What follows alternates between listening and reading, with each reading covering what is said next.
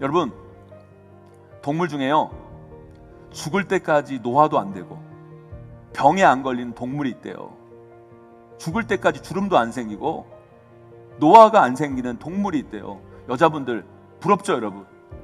그런 동물이 있대요. 우리 어르신들도 그렇잖아요, 여러분. 그죠? 우리 어르신들 팔다리 노화 안 돼서 교회 예배 한 번도 빠지지 않고 건강하게 살다가 천국 가는 거, 그 기도 제목으로 하시는 분들 우리 어르신들 꽤 많이 있으세요. 그런데 동물 중에 그런 동물이 있대요. 노화도 안 되고 병에도 안 걸리고 그러다가 죽는 그런 동물이 있는데, 그 동물이 뭔지 아십니까, 여러분? 뭔지 아세요, 여러분? 새래요, 새. 새. 갈매기는요 한 80년 살고요, 앵무새는 100년을 산대요. 그리고 제일 멀리 날아다니는 알바트로스라는 새는요 150년을 그렇게 살다가 죽는데요. 그 전까지 사람에게 안 잡히고 사고만 안 나면 그 새들은요 우리 인간처럼 뭐 주름이 생기거나 관절이 안 좋아지거나 하는 노화도 전혀 없고 병에도 안 걸리다가 죽는데요. 근데 새는요, 이 새들은 왜 그런다는지 아십니까? 그러면 새는요 스트레스를 안 받는데요. 아니, 스트레스를 안 받는 게 아니라 받아도 그냥 간단하게 푼대요. 새는요 안 힘들 때는 그냥 그 자리에 가만히 있다가 힘들면 그냥 확 날아가 버린대요. 그래서 풀어버린대요. 그렇잖아요, 여러분. 그렇잖아요, 여러분. 새들 때 있다 우리 딱 가면 딱 날아가 버리잖아요. 스트레스 받아서 그런 거예요, 여러분. 새들 스트레스 주지 마세요, 여러분. 그러니까 새들은 스트레스 받을 일이 없는 거예요. 가만히 있다가 스트레스 받고 아들까면 확 날아올라가 버리니까. 그렇게 스트레스를 다 금방 다 풀어서 이 새들은 노화도 없고 병에도 안 걸리며 살다가 죽는다고 어떤 정신과 의사가 그러더라고요. 새보다 IQ가 높은 우리 인간은 왜 모르고 사는 걸까요?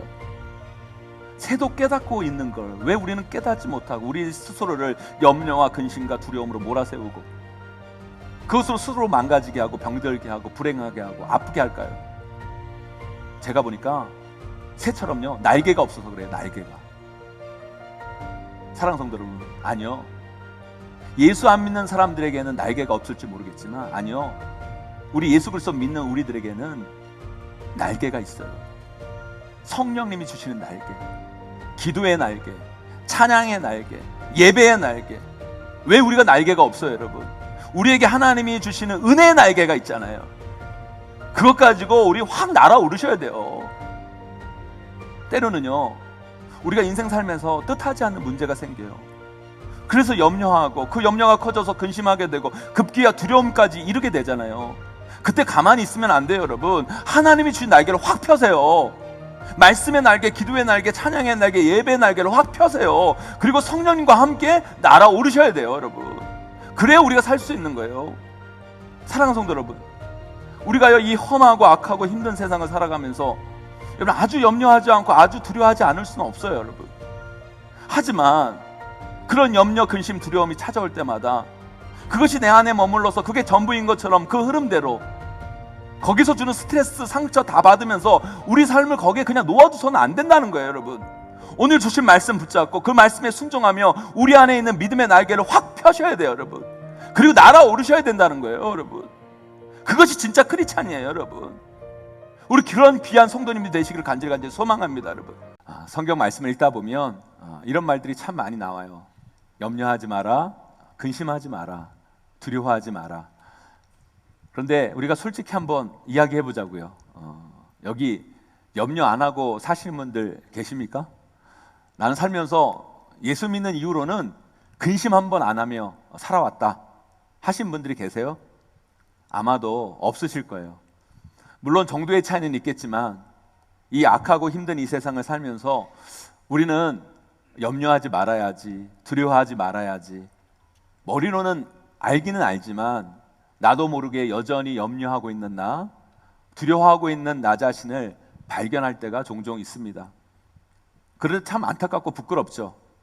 이 땅을 다스리고 세상 만물을 주관하시는 우리 하나님 아버지를 내가 믿고 따른다고 하면서 여전히 뒤로는 염려하고 근심하며 살아가는 나를 발견할 때 말씀대로 살지 못하는 내 자신이 안타깝고 부끄러워집니다. 오늘 본문에도 우리 예수님이 이 땅을 살아가는 인생들을 향해 말씀하시죠. 염려하지 마라, 두려워하지 마라. 아버지 되신 하나님께서 너희들을 가만히 두고 보고만 계실 줄 아냐?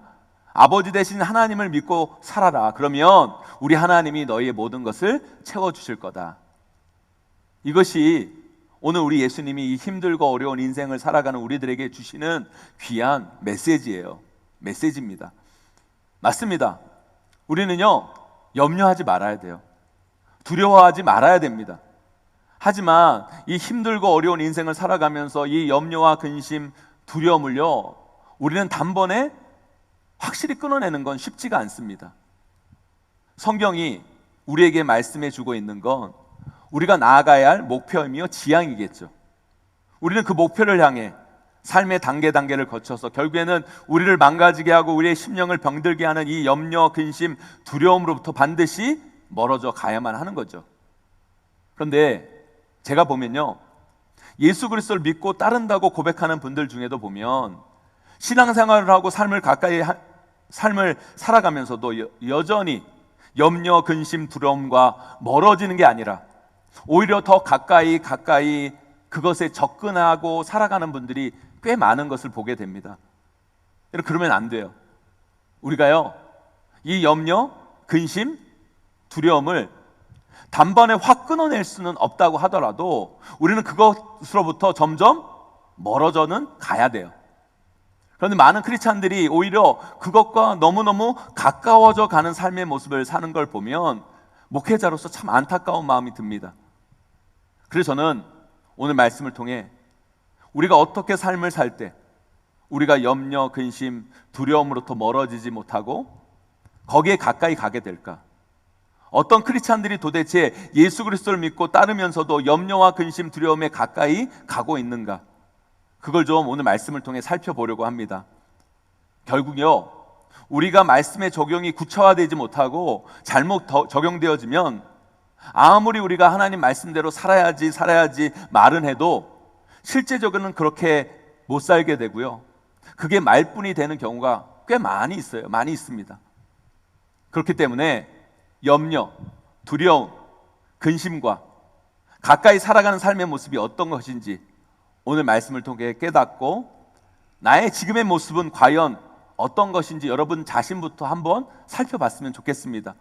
그래서 우리 예수님이 오늘 말씀하시는 염려하지 마라, 두려워하지 마라 라는 이 말씀 앞으로 더 가까이 나아가는 우리 귀한 성도님들 한 분 한 분이 되시기를 주님의 이름으로 간절히 축원하고 축복합니다. 그렇다면 여러분, 염려, 근심, 두려움에 가까이 사는 사람들의 삶의 모습은 구체적으로 어떤 모습으로 나타날까요? 첫째요, 몸과 마음, 몸과 생각이 자꾸 따로 노는 삶의 모습으로 나타나게 되어 있습니다. 여러분, 몸과 마음, 몸과 생각이 자꾸 따로 논다? 따로 작동한다는 의미는 뭘까요, 여러분? 우선 오늘 말씀, 우리 30절, 34절 말씀 함께 읽어보도록 하겠습니다. 우리 30절 말씀 먼저 읽습니다. 시작. 오늘 있다가 내일 아궁이에 던져지는 풀들도 하나님이 이렇게 입히시거든 하물며 너희일까 보냐 믿음이 작은 자들아. 우리 34절 말씀도 함께 읽어볼까요? 그러므로 내일 일을 위하여 염려하지 말라. 내일 일은 내일이 염려할 것이요 한날의 괴로움은 그날로 족하니라. 아멘. 이 말씀을 우리가 단순히 해석하면 이런 거죠. 그냥 내일 일은 걱정하지 마라. 내일 일은 내일 걱정해라. 쓸데없는 걸로 염려하지 마라. 뭐 이렇게 해석될 수 있을 거예요. 그런데 저는요, 이 말씀을 읽으면서 단순히 이렇게만 해석하면 안 된다는 생각이 들어요. 왜요? 우리가요, 삶을 살면서 내일을 생각할 때가 많이 있잖아요. 그리고 내일에 대한 계획을 짜야 할 때도 있잖아요, 여러분. 그죠? 우리가 어떻게 전혀 내일에 대해서 생각하지 않으면서 살아갈 수 있겠습니까? 그런데 우리가 이 말씀을 단순히 그렇게만 해석해버리고 그렇게만 적용하고 말아버리면 우리는 말씀 따로 삶 따로 사는 인생이 되어버리는 거예요. 말씀이 우리의 삶을 변화시키는 살아있는 말씀이 되지 못한다라는 거예요. 그렇다면 내일 일을 위하여 염려하지 마라. 내일 일은 내일 염려할 것이요 한날의 괴로움은 그날로 족하다 라는 말씀의 의미는 구체적으로 뭘까요? 그리고 우리에게 적용 가능한 내용은 뭘까요, 여러분?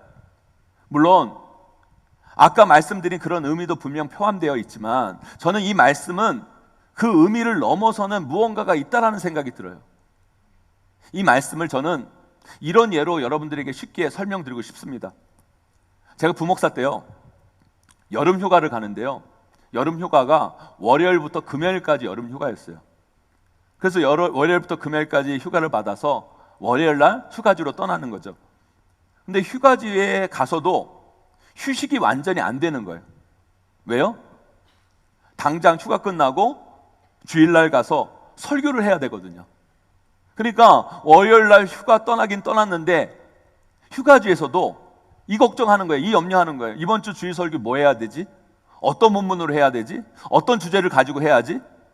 그게 머리에서 떠나지가 않는 거예요. 그러니 휴가를 와서도 쉬지도 못하고, 그렇다고 거기서 설교 준비를 하는 것도 아니고, 몸은 휴가지에 와 있는데 이미 마음은 다음 주일 교회에 와 있는 거예요. 그래서 이것도 아니고 저것도 아닌 시간이 되어버리는 거죠.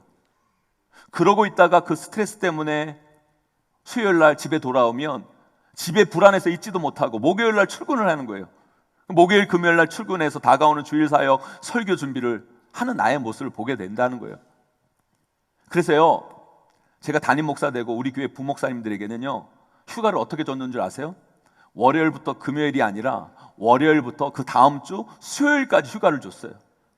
일단 주일 한 번은 완전히 쉬고 그냥 설교 사역 다 내려놓고 목회자로서가 아니라 성도로서 주일을 편하게 보내라고 월요일부터 그 다음 주 수요일까지 휴가를 드립니다. 제가 그런 담임 목사예요, 여러분. 저는 못했지만 우리 부목사님들에게 그렇게 하는. 제가 무슨 말씀을 드리는 거냐면, 왜 그런 분들 있죠? 휴가 가서 내일 출근해야 할 걱정하고 계신 분들, 내일 출근 걱정하시는 분들 계시잖아요, 휴가 가서. 또 그런 분들은 출근해서 무슨 걱정하시는지 아십니까? 내년 휴가 언제 오나 그거 걱정하고 있어요. 그런 분들은요, 오늘도 행복하지 못하고 내일도 기쁠 수가 없어요. 이런 삶의 패턴이 우리를 자꾸 염려, 근심, 두려움에 가까이 가게 만드는 거예요. 결국 그런 태도가 내일의 삶뿐만 아니라 오늘의 삶도 어렵게 하고 오늘 나에게 주어진 삶을 충실히 살아내지 못하게 만드는 거라는 거죠. 그런 면에서 내일은 내일 염려하라고 예수님은 말씀하고 계시는 거예요. 우리가 어떻게 미래에 대해, 내일에 대해 여러분 미리 생각하지 않을 수 있겠습니까? 미리 계획하지 않을 수 있겠냐고요, 여러분. 여러분 그걸 하지 말라는 게 아닙니다, 여러분. 그것 때문에 오늘 우리가 충실히 살아가야 할 지금 주어진 내 삶을 놓치지 말라는 말씀인 거예요. 이 말씀의 의미 가운데 그 내용이 들어가 있다라는 거예요. 우리가 오늘을 살아가면서 여러분 이걸 놓치지 말아야 돼요. 지금 이 예배의 자리에도 몸과 마음, 몸과 생각이 따로 노는 분들이 계세요. 몸은 이 예배당에 와 있는데 생각은 딴 곳에 있는 분들, 그런 분들은 지금 이런 생각하고 있을 거예요. 예배 끝나고 점심 뭐 먹지? 뭘 먹어야 잘 먹었다 소문이 나지? 하여튼 목사님, 나 이따 친구 만나러 가야 되는데 예배 시간 늦게 끝내만 좀 봐라. 내가 다음 주부터 이 교회 안 나온다. 주로 이런 분들, 이런 분들은요, 염려, 근심, 두려움을 달고 사는 분들이에요. 몸이 지금 이 예배 자리에 있으면 마음과 생각도 이 자리에 있어야죠, 여러분. 그래야 여러분 은혜 받고, 그래야 우리가 변하고, 그래야 우리의 힘을 얻죠, 여러분. 오늘 이 예배에 집중해서 우리가 은혜를 받고 그 은혜로 충만해져야 점심도 뭐를 먹든 맛있고 친구를 만나도 기쁘지. 여러분 이 귀한 시간 딴 생각, 딴 마음을 품고 살아가니까 은혜도 못 받고, 그러니 그 다음 주어진 내일도 주어진 한 주도 그저 그런 삶을 살 수밖에 없는 우리의 삶의 패턴이 되고 만다는 거예요, 여러분. 그래서요, 염려, 근심, 두려움에 가까이 있는 분들은 늘 여러분 몸과 마음, 몸과 생각이 따로 놀아요. 몸은 오늘을 사는데 마음은 이미 내일에 가 있어요. 몸은 오늘을 살아가야 되는데 정신은 내일에 팔려 있다라는 거예요. 그러니 오늘 나에게 주어진 삶을 충실히 살아내지 못하고 감사하지 못하고 행복해하지 못하고 그리고 내일을 맞이하니 그 내일도 온전하겠습니까, 여러분? 그 내일이 잘 되겠냐고요, 여러분. 그러니 그런 인생은 내일 또 염려하고 내일 또 근심하고 내일 또 두려워하는 거예요. 사랑하는 성도 여러분, 지금 나에게 주어진 오늘을 감사하며 충실하게 살아가세요, 여러분. 그런 삶을 사는 분들은 염려, 근심, 두려움에 매여 살지 않아요. 그러나 오늘에 충실하지 않는 분들, 지금 내 삶을 온전히 누리지 못하고 제대로 살아내지 못하는 분들, 그런 분들은 늘 염려, 근심, 두려움을 달고 삽니다. 내일 일은 내일 걱정하시고, 오늘은 오늘 우리에게 주어진, 하나님께서 우리에게 주신 오늘을 제대로 충실히 살아내는 것, 그것이 중요한 거예요. 그것이 바로 염려, 근심, 두려움으로부터 멀어지는 방법입니다. 그리고 그런 삶을 살 때 우리는 내일도 염려하지 않을 수 있는 거예요. 꼭 그런 삶을 사셔서 우리 예수님이 원하시는 것처럼 내일의 염려에 빠져 오늘의 소중함을 놓치지 않는 저와 여러분 모두가 되시기를 주님의 이름으로 간절히 축원드립니다. 두 번째로요, 어떤 분들이 염려, 근심, 두려움에 자꾸 가까이 가냐면, 우리가 과한 욕심으로 살아가면 그렇게 될 수밖에 없어요, 여러분. 우리 오늘 읽은 본문 바로 앞에 보면 주기도문 구절이 나오거든요. 거기에 있는 내용 중에 6장 11절 우리 함께 읽어보도록 하겠습니다. 함께 읽습니다. 시작. 오늘 우리에게 일용할 양식을 주옵시고. 아멘. 제가 창세기부터 요한계시록까지 말씀을 쭉 읽다 보면요, 그 성경을 쭉 읽으면서 느끼는 게, 우리 하나님은요, 이 일용한 양식에 대한 중요성을 말씀에서 은근히 드러내고 계세요. 보세요, 여러분. 하나님께서 이스라엘 백성들을 출애굽시키시죠. 근데 그들이 광야에 있을 때 먹을 것이 없었어요. 그 먹을 것이 없을 때 하나님께서 그들에게 뭘 내리세요? 만나와 메추라기를 내리세요. 그런데 우리 하나님이 그 이스라엘 백성들에게 뭐라고 하는지 아십니까? 너희들 그 만나 메추라기가 내려왔을 때 하루 먹을 양만 거둬라 라고 말씀하세요. 그 이상 거두면 다 썩어서 못 먹게 하셨어요. 일용할 양식, 하루 양식에 대한 강조가 들어가 있어요. 또 성경에 보면 한 오멜이라는 단어가 많이 나오거든요. 이게 어떤 단위를 재는, 뭔가를 재는 단위인데, 이 한 오멜이요, 지금으로 말하면 한 2리터 정도? 이렇게 2리터 정도가 되거든요. 이게 그 시대 딱 일용할 양식의 분량이에요. 하나님은 항상 이 부분을 강조하세요. 제가 그 말씀을 읽으면서 왜 하나님은 일용할 양식, 이 한 오멜, 왜 일용할 양식에 대해서 이렇게 은근히 강조하고 계실까? 그런 생각을 해보게 됐어요. 우리가 주기도문 고백할 때마다 하나님께 일용할 양식을 구한다고, 우리 하나님이 꼭 우리에게 꼭 하루 먹을 것만 주시는 분이 아니시거든요. 그게 아니에요. 그런데 왜 우리 하나님은 우리에게 일용할 양식을 강조하실까? 그것은요, 우리가 가져야 할 마음의 자세와 태도를 말씀하고 계시는 거예요. 우리가요, 감사해야 된다고 말을 많이 하잖아요. 여러분, 감사라는 게 뭐예요? 우리가 어떨 때 감사합니까? 그냥 아무 때나 감사해요? 여러분, 감사는 이런 거예요. 나는 이 정도 생각하고 있었는데 이것보다 더 됐거나 더 해줬거나 더 받았을 때, 그때 감사가 되는 거예요. 그러니까 여러분, 감사를 하기 위해서는 일단 기준이 있어야 돼요. 내가 생각하고 있는 기준, 그 기준이 있는데 그 기준에 더 주고 더 받고 더 해줬을 때, 그때 감사가 되는 거거든요. 이해가 안 되세요, 여러분? 제가 한번 쉽게 설명해 볼게요. 여러분들이 어디 가서 일을 하는데 일당을 10만 원 받기로 약속을 하고 일을 했어요. 그런데 일을 다 끝마치고 났는데 그 일을 시키는 분이 여러분들에게 10만 원을 주는 게 아니라 20만 원을 줬어요. 감사해요, 안 해요? 감사하죠. 나는 10만 원 받기로 생각을 하고 일을 했는데 그분이 20만 원을 줬을 때 너무너무 감사한 거예요. 그런데 생각해 보세요. 여러분 10만 원 받고 일하기로 약속을 하고 갔는데 9만 원을 줘요. 감사합니까? 열받죠, 여러분. 나 일 시켜주셔서 감사합니다가 아니잖아요. 그때는 어때요? 열받아요. 왜 열받습니까, 여러분? 기준이 10만 원이었기 때문이에요. 그 감사의 기준이 10만 원이었기 때문에 그것보다 더 주면 감사하고 그것보다 덜 주면 열이 받는 거예요, 여러분. 그래서 여러분, 이 감사를 하기 위해서는 중요한 게 뭐냐? 뭔가 기준이 있어야 돼요. 그런데 대부분의 사람들이 감사를 못하는 이유는 뭐냐? 이 기준이 엄청난 사람들은요, 아무리 좋은 걸 입고 좋은 집에 살고 좋은 걸 가져도 감사가 안 되는 거예요. 감사를 못해요. 왜요? 내가 생각하고 있는 기준은 여긴데 그 기준에 아직 도달하지 못했기 때문에 감사를 해도 감사가 안 되는 거예요. 그리고 그 감사는 형식적인 감사가 될 수밖에 없는 거라는 거죠. 우리 하나님이요, 일용할 양식 한 오멜, 이걸 강조하시는 이유가 뭔지 아세요, 여러분? 감사의 기준이에요. 감사의 기준. 여러분, 다른 사람들은 모르겠어요. 세상 사람들은 모르겠어요. 우리 예수 그리스도 믿는 사람들은요, 일용할 양식만 있어도 감사해야 돼요.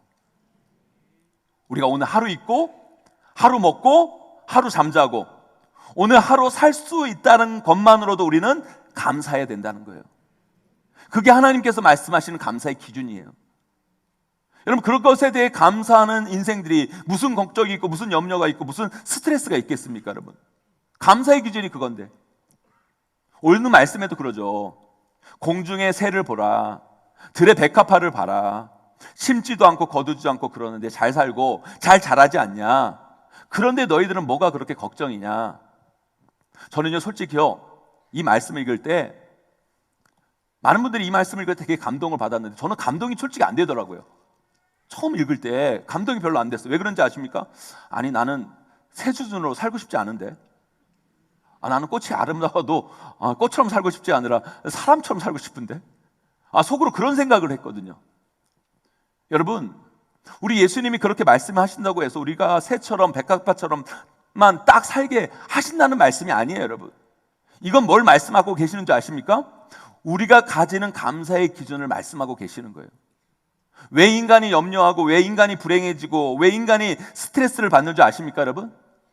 인간이 가진 과한 욕심 때문에 그런 거예요. 인간이 가진 그 과한 욕심이 우리의 인생을 염려, 근심, 두려움으로 몰아넣고 그게 우리를 상처 입게 하고 우리를 스트레스 받게 하고 우리를 아프게 한다는 거예요.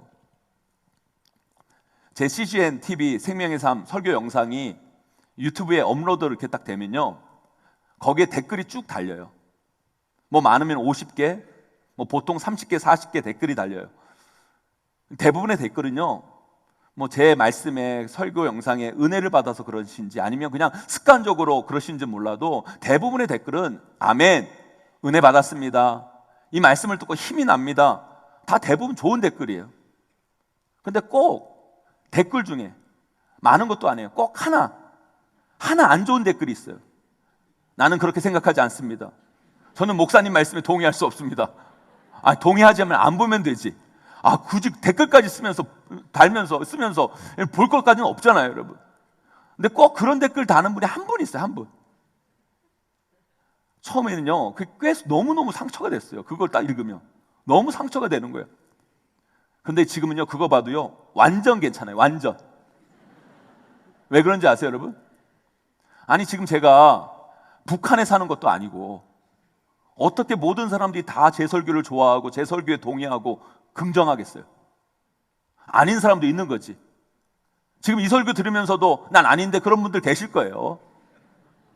그리고 여러분, 솔직히 댓글 적게 잡아 여러분 한 30개 댓글이 달리면, 여러분 30개에 하나면 몇 퍼센트예요, 여러분? 댓글 퍼센테이지로 하면요, 97%는 좋아하는 거고요, 3% 싫어하는 거예요, 3%. 그러면 됐지. 그러면 됐잖아요, 여러분. 그런데 제가 뭔데? 제가 예수님도 아닌데 어떻게 100%의 사람이 나를 좋아하겠냐고요. 안 그래요, 여러분? 사실 우리 예수님도 다 좋아했는데 자신의 고향에서 우리 예수님도 인정 못 받았어요.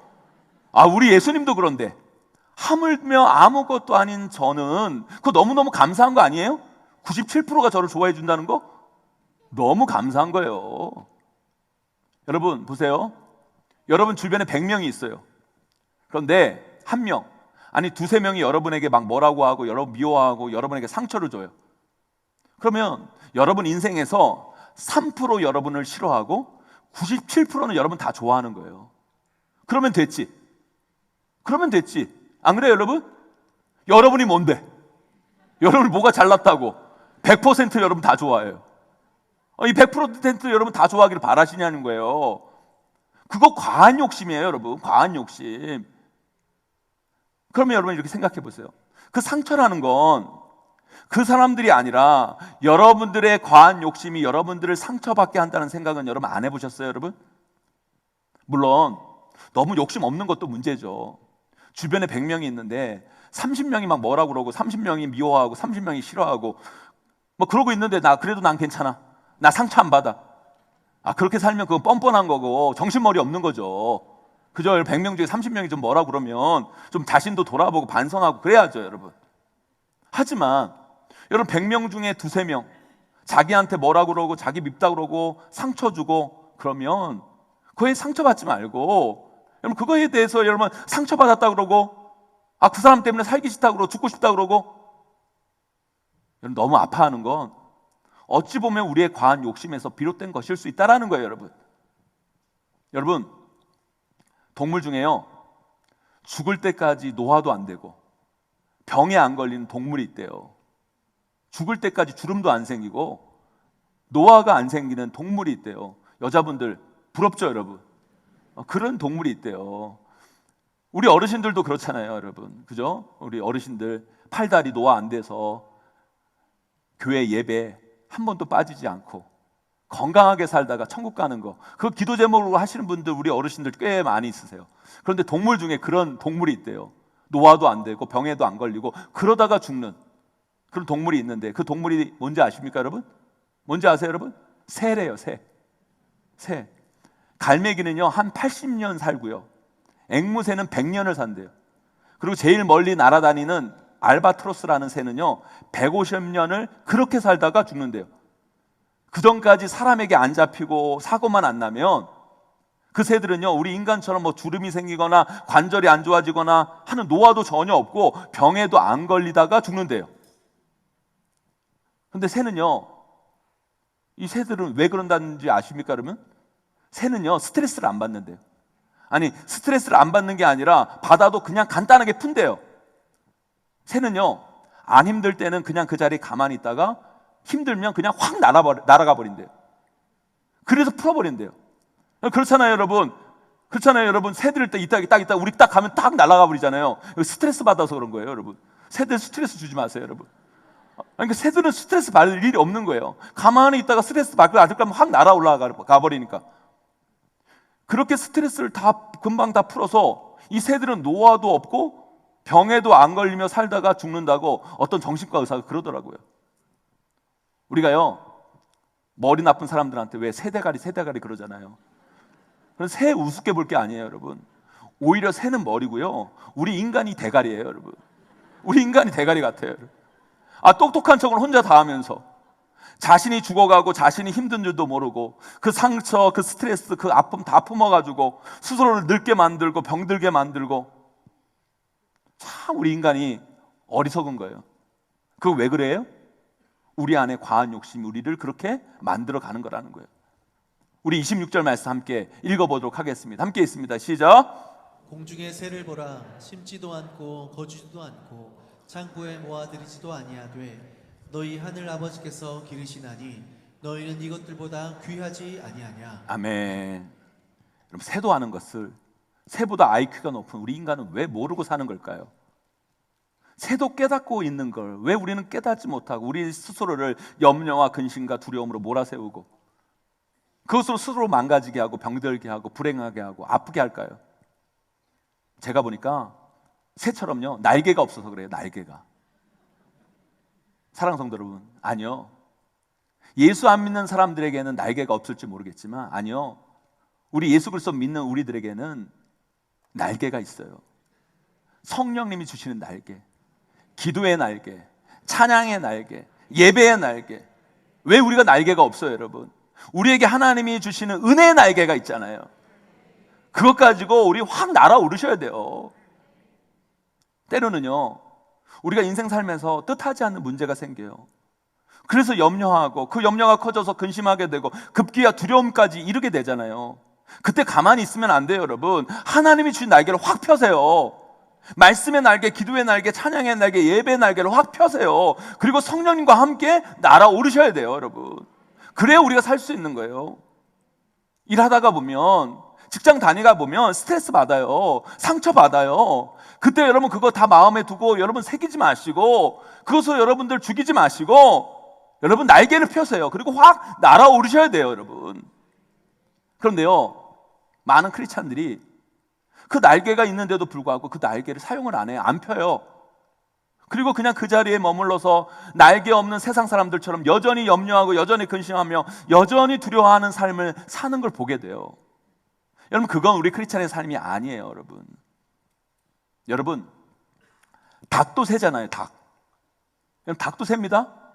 닭 우습게 보지 마세요, 여러분. 닭도 세요. 근데 그 닭은요, 평균 수명이 몇 년인지 아십니까, 여러분? 보통 평균 수명이 5년이래요. 그리고 길어봤자 10년이래요, 닭은. 아니, 같은 새인데 왜 다른 새들은 70년, 뭐 80년, 100년, 150년을 사는데 왜 닭은 보통 5년, 길어봤자 고작 10년을 살까요, 여러분? 왜 그렇게 살까요, 여러분? 닭도 날개가 있는데, 닭도 날 수가 있는데, 닭은 그 날개를 펴지도 않고요, 그 머리는 그저 땅만 바라보면서, 하늘을 바라보는 게 아니라 땅만 바라면서, 그게 전부인 것처럼 그 땅에 있는 것만을 쫓아서 요러고 그러고 사니까 5년밖에 못 사는 거예요, 여러분. 5년밖에 못 살아요. 사랑하는 성도 여러분, 우리가요, 이 험하고 악하고 힘든 세상을 살아가면서 여러분, 아주 염려하지 않고 아주 두려워하지 않을 수는 없어요, 여러분. 하지만 그런 염려, 근심, 두려움이 찾아올 때마다 그것이 내 안에 머물러서 그게 전부인 것처럼 그 흐름대로 거기서 주는 스트레스, 상처 다 받으면서 우리 삶을 거기에 그냥 놓아두서는 안 된다는 거예요, 여러분. 오늘 주신 말씀 붙잡고 그 말씀에 순종하며 우리 안에 있는 믿음의 날개를 확 펴셔야 돼요, 여러분. 그리고 날아오르셔야 된다는 거예요, 여러분. 그것이 진짜 크리스찬이에요, 여러분. 우리 그런 귀한 성도님이 되시기를 간절히 소망합니다, 여러분. 의인은요, 믿음으로 사는 거예요. 우리 크리스찬들은 믿음으로 사는 거예요. 우리가요, 예수 그리스도를 믿는 그 순간 우리 삶의 운영 체계는 완전히 달라져 버리는 거예요. 보세요, 여러분. 삼성폰은요, 운영 체계를 안드로이드를 써요. 그런데 여러분, 같은 핸드폰이지만 애플폰은요, 운영 체계로 안드로이드를 쓰는 게 아니라 iOS라는 새로운 운영 체계를 쓰는 거예요. 똑같은 핸드폰이면 운영 체계가 달라요, 여러분. 사람도 마찬가지예요, 여러분. 세상 사람들이 삶을 살아가는 운영 체계와 예수 그리스도를 믿는 사람, 우리들이 살아가는 운영 체계는 달라야 돼요, 여러분. 우리는요, 예수 그리스도 믿는 우리는요, 살아가는 삶의 체계가 바로 믿음이어야 되는 거예요. 하나님을 향한 믿음이 우리의 삶을 이끌어 가야 된다는 거예요.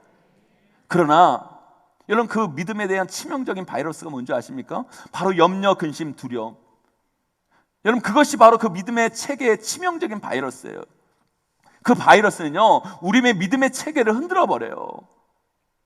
그러기 때문에 우리 예수님께서 이 성경에서 계속해서 그 믿음의 체계가 흔들리니까 두려워 말라, 근심하지 말라, 염려하지 말라라고 얘기하시는 거예요, 여러분. 그때 여러분, 근심, 염려, 두려움 우리 가운데 올 때 어떻게 해야 돼요, 여러분? 말씀의 백신을 맞으셔야죠. 기도로, 찬양으로, 예배로 그거를 없애버려야 우리 삶의 믿음의 운영체계가 정상적으로 작동하고, 그래야 우리의 삶이 온전히 하나님의 자녀로 세워질 수 있는 거예요, 여러분. 사랑하는 성도 여러분, 우리 예수 그리스도 믿는 사람들은요, 염려와 가까운 인생이 되어서는 안 돼요. 우리는 염려와 근심과 두려움으로부터 멀어져 가야 돼요. 그러기 위해 몸과 마음, 몸과 생각이 자꾸 따로 가면 안 돼요. 오늘 나에게 주어진 삶을 내일의 걱정 때문에 놓치는 어리석은 인생이 되면 안 됩니다, 여러분. 오늘 나에게 주어진 삶에 감사하고, 오늘 우리의 마음과 생각을 거기에 집중하고 그 오늘에 충실히 살아가는 삶, 그것이 바로 염려로부터 멀어질 수 있는 인생이라는 거예요. 또한 과한 욕심이 우리를 염려, 근심으로 자꾸 이끌게 만들어요. 안 돼요. 여러분, 조금만 내려놓으세요. 여러분, 기준을 조금만 내려놓으세요, 여러분. 일용할 양식만으로 감사할 수 있는 인생을 만들어 가시라는 거예요. 그러면 우리는 염려, 근심, 두려움에서 멀어지고 감사, 기쁨, 행복과 가까운 인생이 될 것입니다.